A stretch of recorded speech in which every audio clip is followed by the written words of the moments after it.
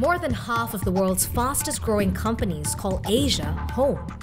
In the past decade, the GDP of emerging Asia, comprising the economies of China, India, and some Southeast Asian countries, expanded by 160%. That's more than 5 times global growth in the same period. With rising cross-border transactions, a common Asian legal framework is increasingly important.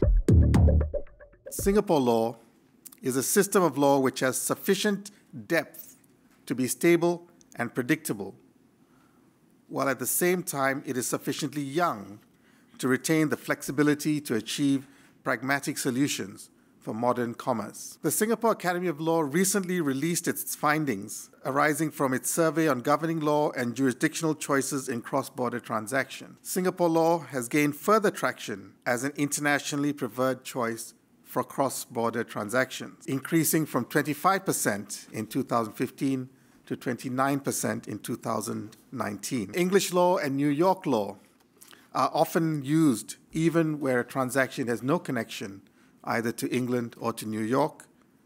Singapore law is finding itself in that same category.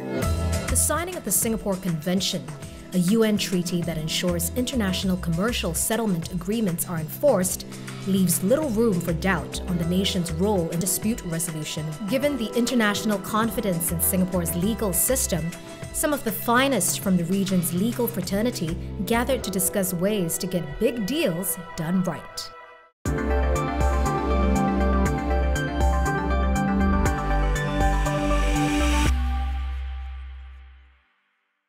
The Singapore Academy of Law and the Singapore Venture Capital and Private Equity Association launched the Venture Capital Investment Model Agreements, or VIMA for short. The model agreements serve as a well-balanced and well-informed starting point, which users can customize to suit their own circumstances. Having such a starting point reduces transaction costs, shortens the time needed to close investment rounds, and makes the entire process far more efficient and able to complete in a timely manner.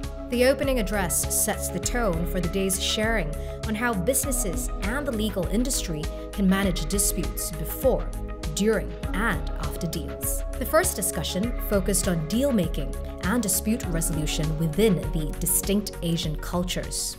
What kind of situations have you been in where you felt that that extra element of cultural sensitivity would have made a difference? Where we were dealing with a supplier in North Asia, and a member of the negotiation team actually made a statement, this is not country X, in response to some response from that supplier who was coming from that North Asian country. And a senior member of the negotiation team then got visibly upset and interrupted the entire meeting and wanted to know what did that person mean by that statement, and didn't really let go until an explanation or some kind of an apology was forthcoming. So clearly, we do have to watch how we express ourselves, and that does play a part in the negotiation dynamics, and I've seen that happen before. Having someone who speaks the native language, it's game-changing, because you can send the same message that I communicated in English, but somehow when it's done in Japanese, it's like suddenly a bridge has been built. This is what I just experienced recently, and we had a Japanese-speaking guy. And now, actually, we signed the contract much quicker than expected. As the world internationalizes even more, you are seeing proliferation of class actions, the product liability laws, the extraterritorial nature of certain legislation. So you are seeing this internationalization and this American creep coming into Asian litigation and deal-making culture. In Asia, there is more emphasis on getting the relationship right and developing trust before transactions are made. Elsewhere, the focus is more about getting the documentation right, persuading the other party to come round to your position. You need to be patient, especially dealing with Asians. You should get very experienced local professionals because they know the landscape, the business landscape, the legal landscape, so they can help you to avoid all the pitfalls. For most Asian joint ventures, investments or transactions, they look for long-term relationships, long-term gains. So they'll choose their partner carefully. and they don't like to choose partners who would go into litigation. In the venture capital space, it may be more beneficial for parties to focus on growing the business as opposed to being stuck in litigation for many months. And even if there is an outcome for either party, there may be little funds or the reputation might be so damaged that it will be hard to carry on the business. Therefore, in these instances, mediation might be a preferable option. The challenge is Asia, we are talking about a very diverse region. We don't have a homogeneity in terms of law. Singapore courts and Singapore-based adjudication bodies like SIAC, SIMC are favoured because they are known to be independent, as in you can't buy your way through to get the decisions, and they're also very transparent on what is the basis of their decisions. At the same time, they are efficient, value for money.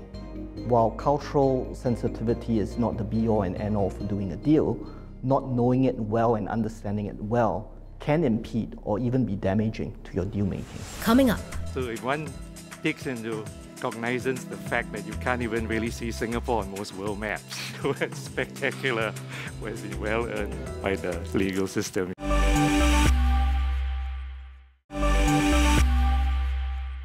Even as the ink dries on a big business deal, problems can arise. So the focus of the second panel discussion was on the alternatives to contractual dispute settlement. How has the Singapore landscape evolved to provide alternative means of holding parties to their bargain?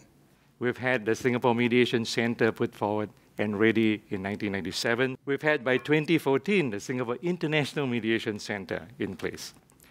By 2018, the SMC was able to give statistics of something like 4,000 cases mediated across the years, inasmuch as the New York Convention of 1958 was the entire arbitrating world globally.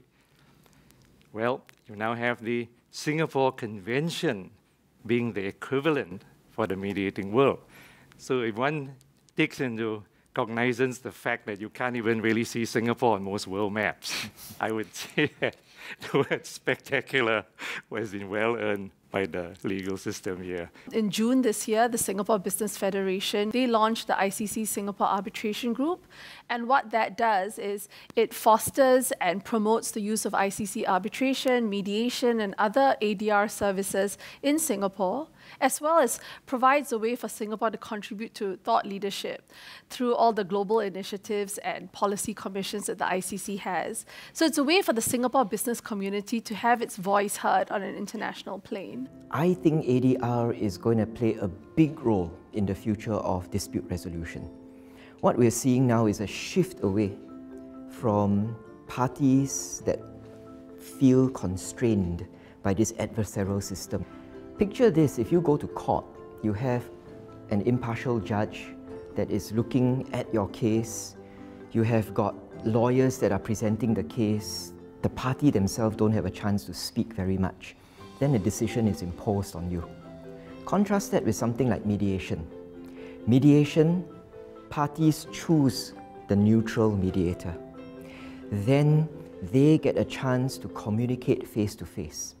They work through the issues, they come to a desired outcome which they have buy-in into. That, I think, is the success of ADR. We have the Singapore Mediation Act that was enacted some years back. This allowed mediation agreements to actually become registered as court judgments. So you could enforce it like as if it was a court judgment. ADR in an Asian context really is, in a sense, the person or the parties taking ownership of the process.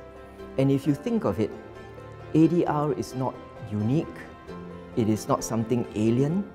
We had in the old days our village headmen.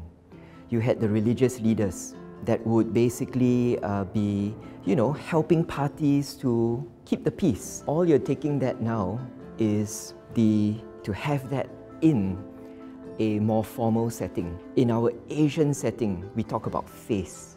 We talk about preserving relationships. And this really is at the heart and core of what ADR does. It helps you solve disputes in a non-confrontational way, helps you reach decisions that both parties can live with. Some of the available ADR schemes that are launched by the Law Society would include the Law Society's arbitration scheme, the Law Society's mediation scheme, as well as the Law Society's neutral evaluation and determination scheme. The fourth scheme is the Law Society expedited adjudication scheme for conveyancing monies that have been paid into account and disputes regarding its withdrawal. Coming from the construction industry, I would comment more on the schemes and protocols that are available in the construction industry.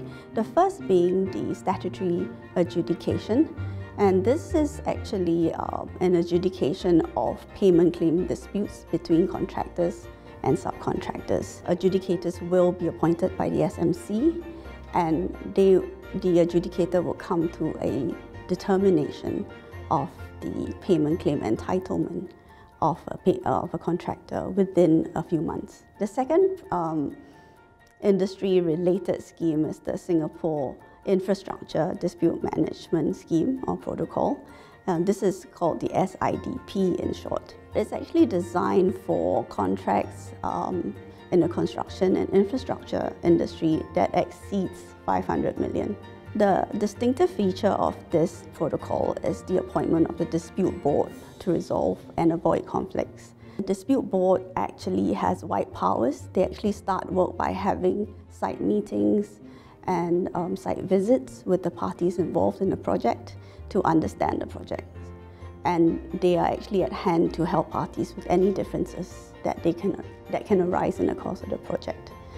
It's always better to do that than to kick the can down the road, and at the end of the project there tends to be too many issues and it becomes very hard to settle. Mediation is a very different creature and it's a very powerful tool that people are beginning to understand.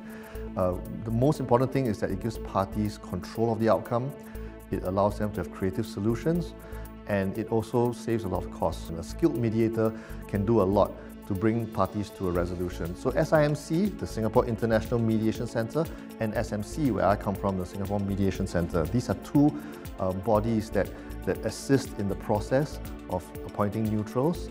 And in the case of SMC, we also administer the process of the case, making sure that it runs smoothly from beginning to the end as well. So you could, for example, opt for mediation right off the bat, either initiating it at the point of dispute, or you can be drafted into a contract as when we have a dispute, we shall mediate.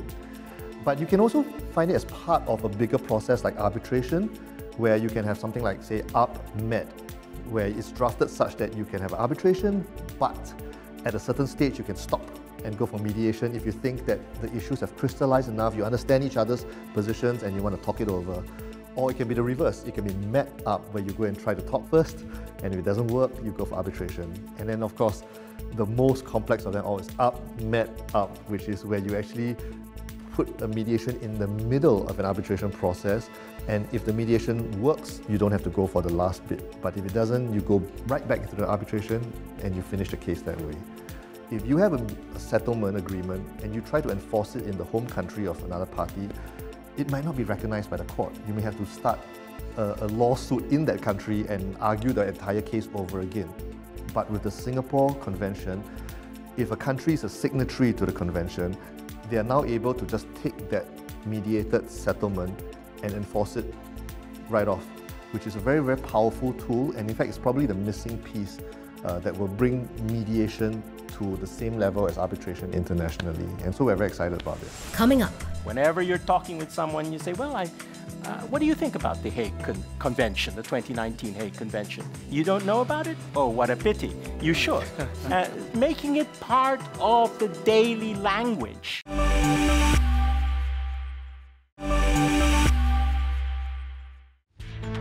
Businesses may not have actually agreed on any alternative form of dispute resolution. And so the default is then ending up in court. There are quite a number of challenges in litigation in Asia. The first would be that there are, I suppose, different levels of development in different court systems. A second challenge is the whole issue of enforcement. And so judgments in one country in Asia are not generally readily enforceable in other countries, unlike arbitration awards. And then I think the third challenge is that businesses who know a particular legal system very well will perhaps try and seek a home ground advantage and may use litigation perhaps in multiple seats or perhaps in secondary seats. So if one is in China, you find yourself not in litigation in Shanghai or Beijing, but in 2 or 3 smaller cities. Enforcement of judgments is important to try and reduce the costs of doing business across borders. It's important that one doesn't have to relitigate issues. But at the current moment, there's a mood around which is not terribly friendly to that rules-based international order, where people think that you've got to put your own country first. And that's where it becomes a little harder, because countries which will not be so ready to enforce judgments from other countries, because they'll be saying, well, you know, we should be protecting our own companies. And so I actually think there's a little bit of a hiccup. Although, of course, examples like the Singapore Convention on Mediation, I think that is a terrific endorsement of the benefits of an international rules-based trading order. The panel is all about enforcement and recognition of judgments in Asia. To kick this off, I'm going to ask Adeline to talk about the project that ABLI has embarked upon. The ABLI Foreign Judgments Project examines the recognition and enforcement of foreign judgment rules in 15 jurisdictions, the 10 ASEAN member states and 5 of ASEAN's major trade partners. The laws on foreign judgments in the region range on a spectrum.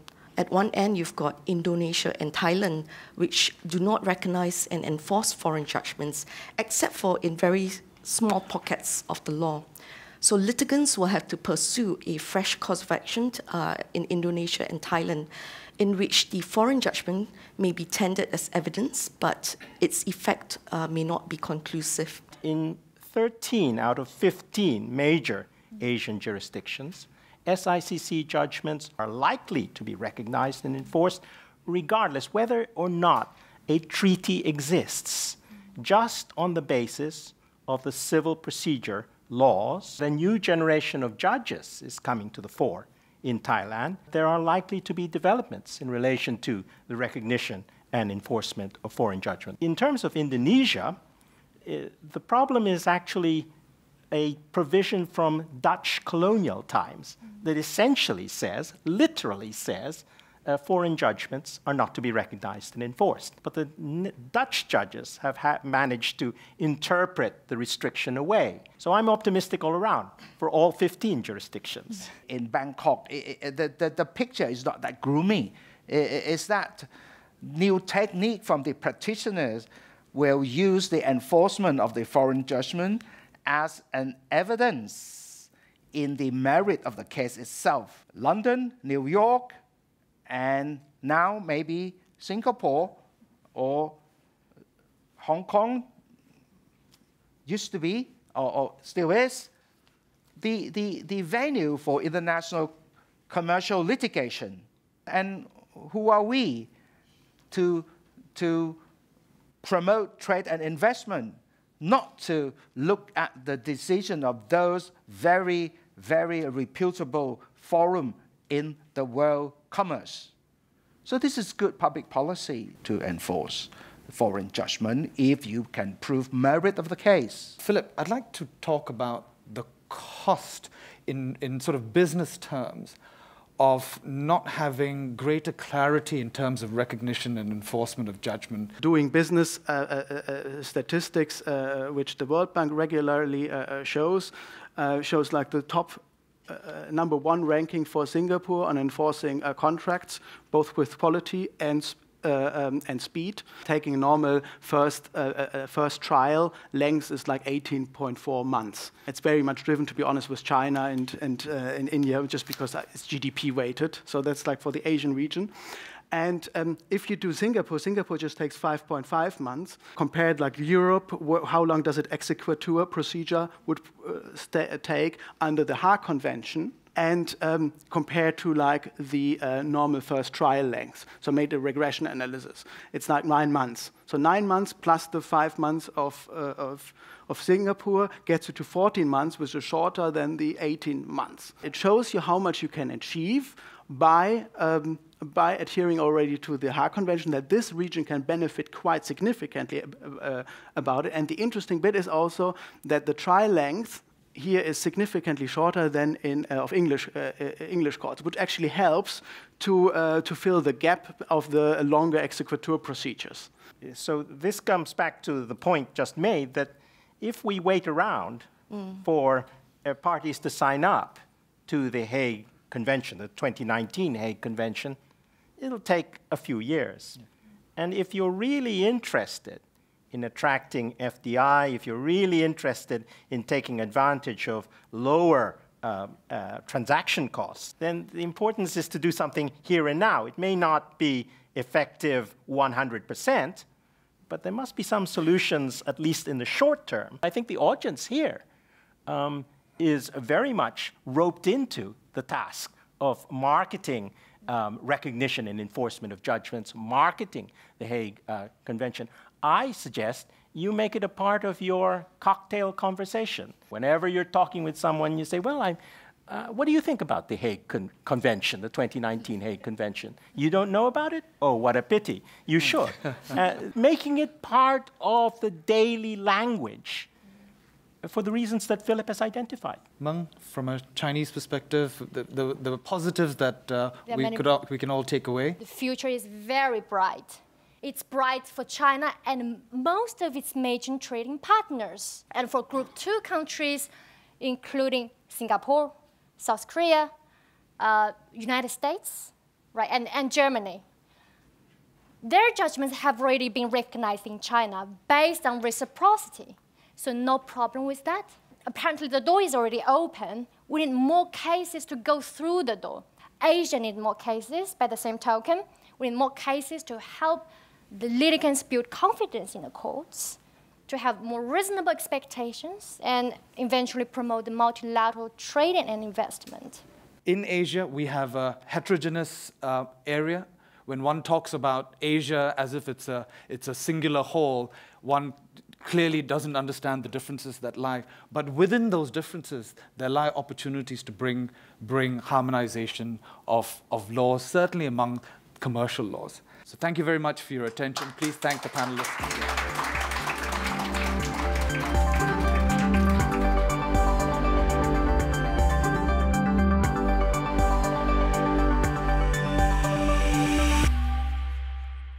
Brought to you by Singapore Academy of Law and the following partners.